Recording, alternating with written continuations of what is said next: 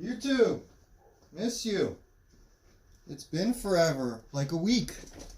I know you haven't seen me in a while.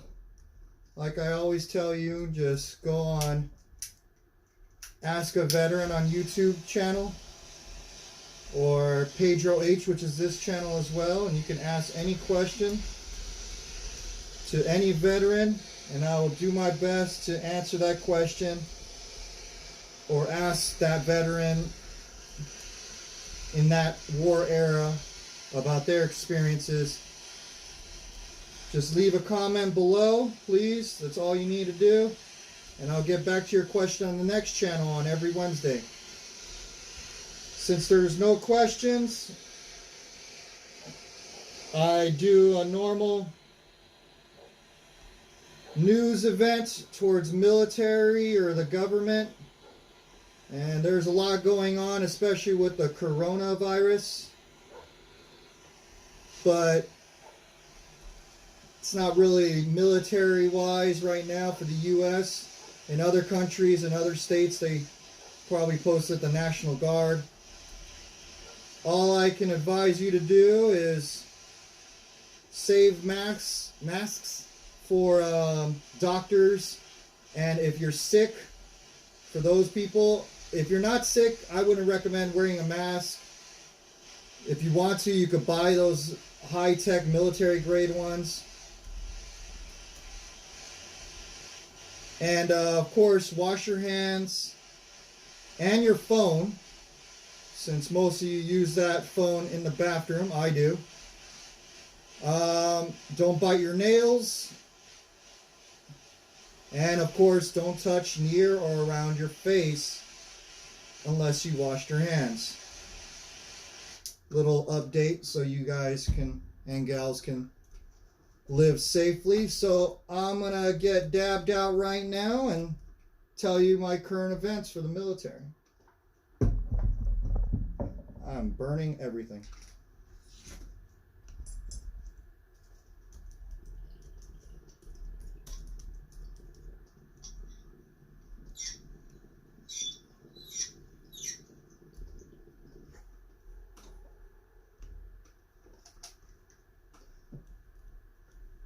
What I have right now is sugar wax, and it's Tangle sugar wax from Desert Bloom.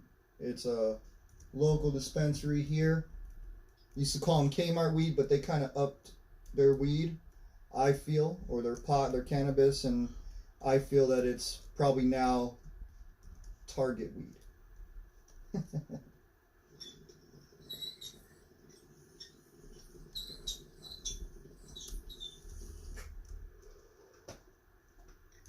All right. So, let me just give you a quick story on my experience of joining the military. When you join the military, they scan your whole body, your whole history, your families, everything while you're in process. They call it processing. This is after MEPS, so after you pick your job and so on and so forth. And then the worst upon worst that I dreaded, and a lot of other veterans with me, well, recruits with me, because they weren't veterans yet, they dread this part. And it's all about needles and blood and probing and yes. Or the news article that I got this from says uncomfortable places. So I remember walking down, following the line, hurry up and wait, they call it. And there were 6 soldiers on each side. These are instructors or workers or whatever have you. They are not recruits, they're soldiers, probably docs. And there's 6 of them on each side. And then we go, and we get shots from each soldier. And then the dreadful one, that's not even it. After those shots, the dreadful one is what they call the peanut butter shot. And it's basically a vaccine. It's Bicillin, and it kills variety of bacteria. But the worst part about this shot is that it's not in your arms. And I don't care about shots per se. They do hurt, but I have tattoos. The only thing that I hate is IVs. So the needle that goes right here. Fuck that area. I hate that shit. Give me a second. I'm going to smoke, because that just brings back bad memories.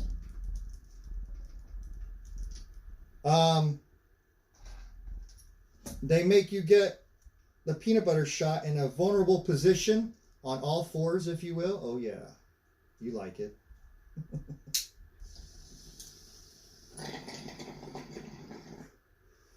You bend over, and a little joke that the drill sergeants used to say: if you look behind you, we know what kind of soldier you are. They're faggots. Fucking assholes. But, they would shoot the peanut butter shot, aka, of course, the Bicillin, in your buttocks. And it's a thick consistency. So, what I like to say, it feels like you have like a bubble in your ass or your butt cheek. And it's uncomfortable. You sit down, it feels like you're going to burst a cyst or something in your ass. And it's very uncomfortable. It hurts like hell for a couple days. I just wanted to talk about that to get into my next segue of National Training Center. Now, for those that don't know what National Training Center is, well, this one is located in Fort Irwin, California. And they use actors and ex-military to train you.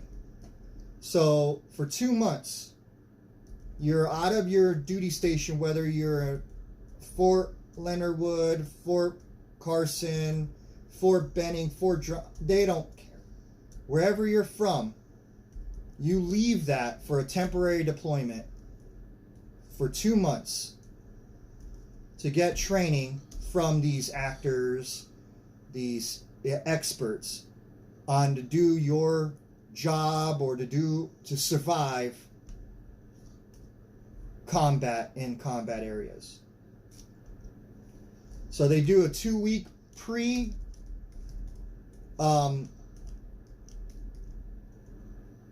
and basically this pre is getting everything situated, getting your miles gear, which is basically like laser tag.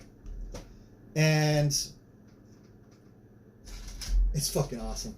You put it on your vehicles too. You put these miles gear on your vehicles as well.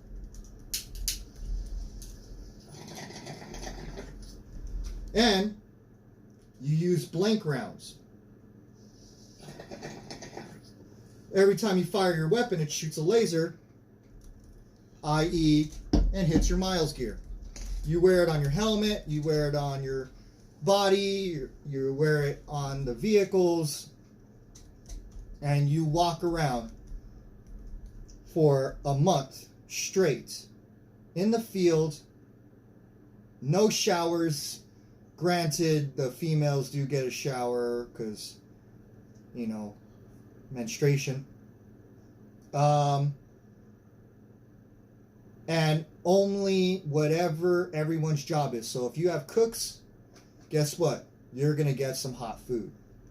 But if you're training 2 of those weeks out of that month, you're going to do your fucking job in the damn desert, straight MREs, enjoy. Because that's all you're going to fucking get. Meals ready to eat. And you're only going to get a couple of them so you can ruck march and train what you're trained to do as your job in quote unquote make studio of Iraq, since we were deploying in Iraq. So I received Hero of the Rotation,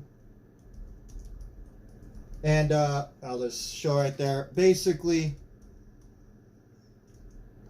I saved the base during my month in combat, training combat, and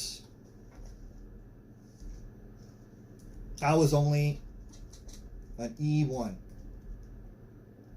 I didn't mean anything to the freaking world. Or E2 probably. I think I was an E2. I didn't even mean anything to the world. All I did was follow orders. And by following orders, I basically was the hero of the rotation during training. Hence why they put me on tower guard most of the time when I was in Baghdad. I did go out here and there, and I did my job, which is construction. But on Monday, the 11th Armored Cavalry Regiment had off. They lost one trainee, or one soldier. And one other soldier was injured, but they've been cleared, and they're doing okay. And of course, I won't know the name out, because they have to notify next of kin, and literally that happened on Monday, the beginning of this week. Right now it's Wednesday.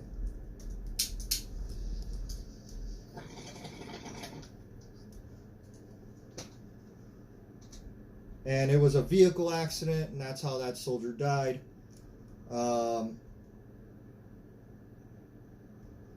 You know, even in war, there's friendly fire, and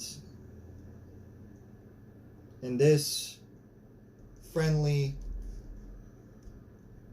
country, area, or whatever have you, that we're training in, where it's controlled,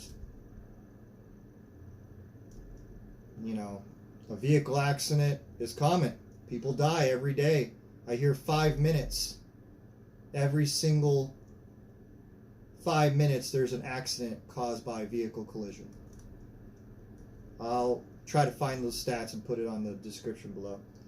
So my hat off to that person that lost their life in training. And I'm glad that the one that was injured is doing fine. Condolences to the family and friends and loved ones. Sorry to leave on an end note, but life is life. Stay healthy with the coronavirus.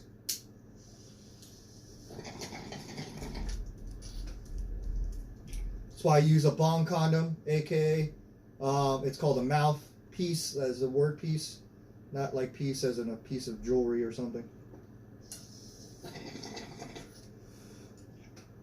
Hence why I'm passing it to my friend, because he doesn't have one. But if he's sick, I ain't getting sick. Love you guys. Take care.